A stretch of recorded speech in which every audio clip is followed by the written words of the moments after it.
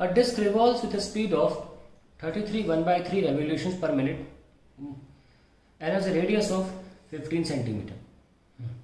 Two coins are placed at 4 centimeter and 14 centimeter away from the center of the record. तो ये मान लो record है, disc होता है ना रिकॉर्ड, तो जो पुराने ज़माने में गाने चलते थे रिकॉर्ड पे चलते थे। तो इन्होंने क्या किया है, इसका रेडियस 15 सेंटीमीटर है। ओके, और एक कॉइन कहाँ रखा है, 4 की दूरी पे, और एक कॉइन रखा है 14 की दूरी पे। ठीक है, तो ये 4 है और ये 14 सेंटीमीटर की दूरी पे रखा है। और उन्होंने कहा है कि अगर ये डिस्क कितने 33 1/3 यानी कि ये तो आता होगा 100/3 हो गया ना, रेवोल्यूशन पर मिनट की रफ्तार से गोल गोल घूमती है। तो कह रहे हैं कि कौन सा कॉइल जो होगा, कौन सा कॉइन जो है will revolve with the record, यानी कि फिसलेगा नहीं। तो आइए हम इनर्शियल फ्रेम में, नॉन इनर्शियल फ्रेम में बैठ जाते हैं। मान लो हम यहाँ बैठ गए, और हम देख रहे हैं क्या नज़ारा है। तो हम कैसे जस्टिफाई करेंगे कॉइन्स को? हम कहेंगे कि यार फ्रिक्शन जो है ये गोल गोल घूम रहा है ना, हम कहेंगे यार ये तो बाहर फेंक जाएगा mv²/r से, ये बाहर ना फेंको, क्योंकि हमें अब हक है सेंट्रीफ्यूगल लगाने का हक हमें तब है जब डिस्क पर बैठ जाए। तो वो सेंट्रीफ्यूगल लगा रहा है, बाहर क्यों नहीं फेंक रहा? वो कह रहे हैं बाहर क्यों नहीं फेंक रहा कॉइन? अच्छा फ्रिक्शन है, इसलिए फ्रिक्शन बाहर फेंकने से बचा रहा है। यानी कि द कॉइन विल नॉट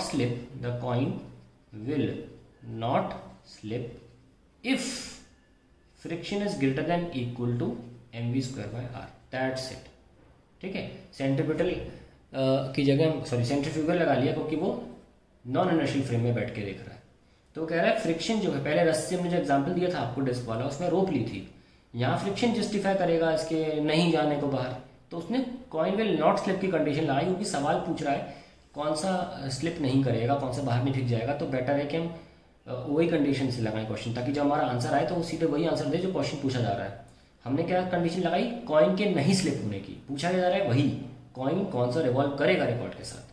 ठीक है, तो friction should be greater than equal to mv²/r। Greater पे तो सवाल ही नहीं उठता, और इक्वल पे भी बैलेंस हो जाएगा, लेस नहीं होना चाहिए। चलिए अब सॉल्व करें इसको। कॉइन के लिए आप f बनाओ, FVD ये mg और ये r, तो f कितना हो जाएगा? वही होता है जो maximum value μr greater than equal to mv²/r is the radius. शुरू करते हैं। तो म्यू कितना है? 0.15, r कितना है? mg। मास कितना है? अच्छा मास तो कैंसिल हो गया, लिख लो पहले। मास और वेलोसिटी का कुछ पता नहीं, रेडियस हमें निकालना है, जिसके अंदर रहेगा तो वो बचा रहेगा। ये लीजिए, तो अल्टीमेटली क्या आ गया? v²/r लेस देन किसके सामने है? v के, less than equal to 0.15g। Page निकाल लेते हैं, इसी इक्वेशन को आगे बढ़ाएंगे। बहुत सिंपल क्वेश्चन है। तो v²/r less than equal to 0.15g। देखो सवाल में दे रखा है रोटेशंस या रिवोल्यूशंस पर मिनट में। ये जो रेवोल्यूशन पर मिनट होता है ना, उसे ओमेगा नहीं बोलते। बहुत ध्यान सुनना है बात, ये कैपिटल N से लिखा जाता है, नंबर ऑफ रोटेशन। 100/3 रेवोल्यूशन पर मिनट, कई बार सेकंड भी होता है। बहुत सिंपल है। ओमेगा कैसे करोगे? 100/3। एक रेवोल्यूशन में कितना एंगल रोटेट होता है? 360 डिग्री, जिसको रेडियन में बोलते हैं 2π रेडियन। तो लिखो रेडियन, फिर सेकंड में करो कन्वर्ट, 1 मिनट। ठीक है, ये भूलना नहीं, 2π/60 से होता है कन्वर्ट। तो एक तरह से फॉर्मूला क्या बना? n × 2π/60।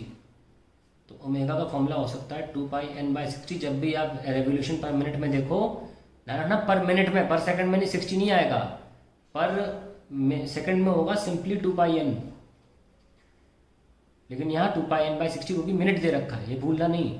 तो अब चेंज कर लो पहले ओमेगा फॉर्म में, इसको करते हैं अभी चेंज। चलो अभी कर लेते हैं। कितना आ रहा है ये? ओमेगा इक्वल्स टू 2π, और n की वैल्यू क्या है? 100/3। यहाँ 60 रख दिया। चलिए सॉल्व करते हैं। कितना है? π/3 को मैं 1 मान लेता हूँ, है ना। मैंने पहले ही बोला है π/3 1 के बराबर होता है ऑलमोस्ट। और 2 3 तो π/3 कितना आ गया? 10 10 बचा 10π अपॉन 3 इंटू 3, 1 पाई/3 1 हो गया, तो 10/3 रेडियन पर सेकेंड, ये हमारा ओमेगा आ गया। दूसरी बात, जब ओमेगा दे रखा तो वी क्यों लगाऊं, वी की जगह आर ओमेगा रख दो, है ना। तो वी होता है आर ओमेगा, तो वी स्क्वायर बाय आर क्या हो जाएगा, R square omega square by R, R omega square रख दीजिए, R omega square less than equal to 0.15 g. तो आर हमारा आ गया less than equal to 0.15 into 10 upon omega square 100/9 आ गया। ये देखिए 100/9, क्योंकि 10/3 का स्क्वायर 100/9 होगा। 9, ये 10 से 10 कैंसिल हो गया, और आर लेस देन 2 क्या आ गया, 15 9 सा 135। ओके, तो पॉइंट क्योंकि डेसिमल दो जगह पे है ना, तो हम दो जगह मिलाएंगे, 0.35 डिवाइड बाई 10 कितना आ गया, 0.135 metre less than equal to. तो हम ये कह सकते हैं कि जो भी कॉइन 13.5 सेंटीमीटर के अंदर होगी, हमने सेफ लिमिट के अकॉर्डिंग सॉल्व किया है क्वेश्चन, जो भी कॉइन 13.5 सेंटीमीटर के अंदर रखा जाएगा वो सेफ रहेगा, नॉट स्लिप कंडीशन बताइए, तो वो सेफ रहेगा, वो नहीं फिसलेगा।